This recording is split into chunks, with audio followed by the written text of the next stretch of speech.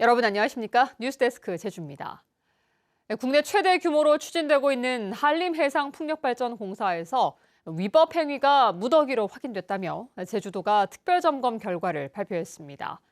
경찰에 불법 공사라며 고발까지 했는데 사업은 계획대로 진행시키겠다는 입장이어서 논란이 일고 있습니다. 조인호 기자입니다. 한국전력과 현대건설 등이 6,300억 원을 들여 국내 최대 규모로 건설 중인 한림해상 풍력 발전 사업. 절대 보전 지역인 바닷가에 공사를 하면서 당초 허가받은 면적보다 710제곱미터를 초과했습니다.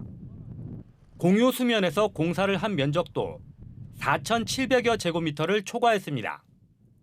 육상공사에서는 2,700여 제곱미터에서 문화재 지표 조사를 하지 않았습니다. 국유지와 농로를 무단 점유했고 토지 형질 변경 면적과 일부 시설의 무게와 위치도 허가 내용과 달랐습니다.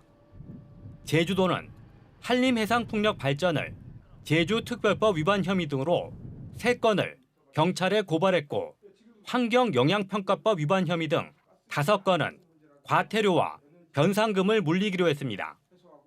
공문서인 하천 점용 허가장을 위조해 사업자에게 보낸 제주시청 공무원 1명도 경찰에 고발했습니다.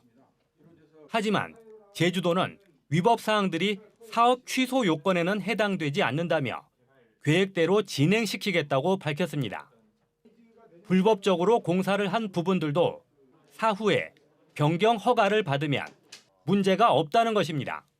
이미 이루어졌기 때문에 이거에 대해서 환경보전 방안을 마련을 하고 그다음에 이제 변경 협의를 해야 되는 부분이고 이게 어느 법률을 위반하면 이 사업이 취소된다. 이러한 법률은 없습니다. 이 때문에 일부 관련자들이 처벌을 받더라도 공사는 계속할 수 있다는 나쁜 선례가 될 수 있다는 지적도 나오고 있습니다. 구체적인 대안말은 없이 허가 절차를 진행한 것에 대한 아쉬움이 아주 많습니다. 앞으로 이 사안을 계기로 제주도가 원칙과 소신을 바로잡는 그런 계기가 됐으면 좋을 것 같습니다. 한림해상풍력 발전은 이번 특별 점검 결과에 대해 제주도와 후속 조치를 협의하며 예정대로 이달 안에 준공할지도 제주도와 협의해 결정하겠다고 밝혔습니다. MBC 뉴스 조은우입니다. 논란을 빚었던 제주도 교육청의 학생인권심의위원회 회의록 비공개 결정과 관련해 법원이 위법하다는 판결을 내렸는데요. 비공개 결정이 잦은 공공기관들의 각종 위원회 활동 내역 공개에 영향을 줄 것으로 보입니다. 홍수연 기자입니다. 학생들의 인권을 보장하기 위해 2021년 제정된 제주 학생인권 조례에 따라 제주도 교육청이 구성한 학생인권심의위원회. 지난해 9월 1기 위원회 활동이 끝나고 현재는 위원 13명의 2기 위원회가 구성됐습니다. 그런데 지난해 초부터 그동안 공개되던 위원회 회의록이 게시되지 않자 한 시민단체가 내용을 공개해달라며 정보 공개를 청구했습니다. 하지만 제주도교육청은 공개를 거부했고 시민단체는 지난 4월 민주사회를 위한 변호사 모임의 도움을 받아 소송을 제기했습니다. 정보 공개에 대한 투명성 사회에 대한 원칙적인 문제이기 때문에 이거는 저희가 마음 잡고 이번에는 소송으로 이렇게 나아가게 된 거죠. 법원은 제주도교육청의 비공개 처분이 위법하다며 시민단체에 손을 들어줬습니다.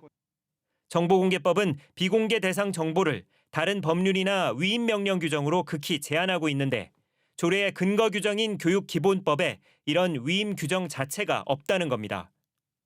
또 학생 인권 침해나 차별 사건이 아닌 실태 조사나 제도 개선, 계획 등을 심의하는 위원회 회의는 비공개 대상 정보에도 해당하지 않는다고 밝혔습니다. 공공기관이 관리하고 있는 정보는 사실은 공개가 돼야 돼요. 원칙적으로 공개가 되고 일정한 경우에 아주 예외적으로 비공개되는 게 원칙이거든요. 그런 원칙을 확인해 준 판례라고 할 수 있겠습니다. 법원 판결에 따라 제주도교육청은 학생인권심의위원회 회의 내용을 공개하기로 했습니다. 이번 법원 판결은 공공기관들이 자의적으로 법률을 해석해 정보를 공개하지 않는 불법 행위에 대해 경종을 울리는 계기가 될 것으로 보입니다. MBC 뉴스 홍수현입니다. 바이오 수치라고 들어보셨나요? 산소가 없는 고온에서 나무를 태워서 만드는 특별한 수치인데요.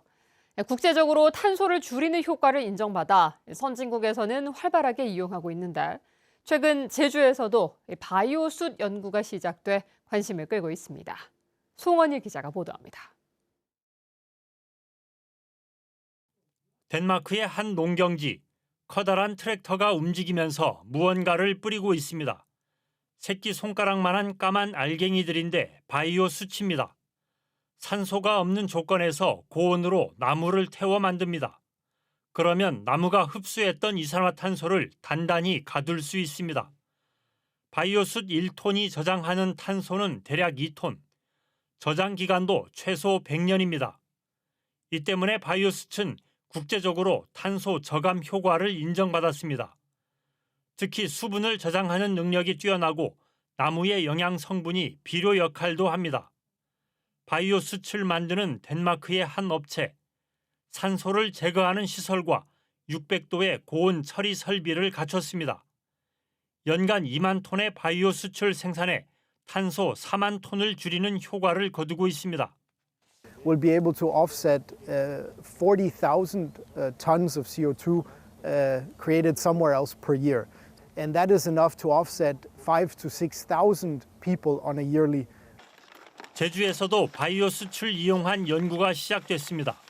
제주도 농업기술원이 올 들어 바이오 숯을 농경지에 뿌린 결과 총 탄소 함량이 4.7%에서 15.6%까지 증가해 탄소 저장 효과가 있는 것으로 확인됐습니다. 또 바이오 숯 원료로 제주 삼나무가 적합한지 분석했더니 유기물과 중금속 등 모든 항목에서 기준에 적합했습니다. 이에 따라 내년부터 제주 삼나무를 이용해 바이오 숯을 생산합니다. 또 2027년까지 감귤과 월동무, 브로콜리에 대한 효과를 분석한 뒤 보급을 확대할 계획입니다. 탄소가 이제 토양에 들어가면 저장하는 효과를 기대할 수가 있습니다. 따라서 이제 바이오차는 이제 농업 부분에서 탄소 저감할 수 있는 굉장히 중요한 수단으로 이제 판단이 되고 있습니다. 농업 분야에서 배출되는 탄소의 비중을 보면 제주가 전국 평균보다 2배가량 높습니다. 이 때문에 이번 바이오 숯을 이용한 탄소 저감 연구가 2035년 탄소 중립을 실현하는 데 중요한 역할을 할 수 있을 것으로 기대되고 있습니다. MBC 뉴스 송원일입니다. 제주도가 찾아가는 제주형 기초자치단체 설치 설명회를 43개 읍면동에서 진행합니다. 설명회는 지난 7일 우도면을 시작으로 다음 달 15일까지 열리며 기초자치단체가 설치될 경우 분야별로 예상되는 변화와 주민투표에 대해 제주연구원이 설명하고 질의응답 시간도 가질 예정입니다. 제주도 교육청이 정무부 교육감 임명을 위한 도민 의견 수렴에 나섭니다. 교육청은 내일부터 오는 21일까지 전 도민을 대상으로 정무부 교육감 자격 기준 마련을 위한 온라인 의견 수렴을 실시한다고 밝혔습니다. 이번에 모아진 도민 의견은 정무부 교육감 임명 관련 전담팀이 검토해 정무부 교육감 자격 기준안을 만들 계획입니다. 2025학년도 공립유치원과 초등학교, 특수학교 교사 임용시험 경쟁률이 3.04대 1로 집계됐습니다. 제주도 교육청은 지난달 30일부터 닷새 동안 내년도 공립유치원과 초등학교, 특수학교 교사 임용시험 원서를 접수한 결과 134명 모집에 408명이 지원해 평균 경쟁률 3.04대 1을 기록했다고 밝혔습니다. 응시 분야별로는 유치원 교사 경쟁률이 13.17대 1로 가장 높았습니다. 임용 1차 시험은 다음 달 9일 시작되며 내년 2월 5일 최종 합격자가 발표됩니다. 2024 세계 유산축전 제주 화산섬과 용암동굴이 내일부터 오는 22일까지 열립니다. 발견의 기쁨을 주제로 한 이번 축전에서는 검은 오름 용암동굴계 구간을 걷는 워킹 투어와 비공개 동굴인 뱅뒤굴과 김영굴을 탐방하는 특별 탐험을 비롯해 한라산 야간 일출 산행과 성산 일출봉 야간 투어가 진행됩니다. 개막식은 모레 제주 세계유산센터에서 열리며 축제 기간 동안 세계유산 글로벌 리더스 포럼과 전국 청소년 스피치 대회 등이 열릴 예정입니다. 제주 지역 지구대와 파출소 절반가량이 정원을 채우지 못한 것으로 나타났습니다. 더불어민주당 이상식 의원이 경찰청으로부터 제출받은 자료에 따르면 제주 지역 지구대와 파출소 26곳 가운데 근무 인력이 정원에 미치지 못한 곳은 12곳으로 전체의 46%를 차지했습니다.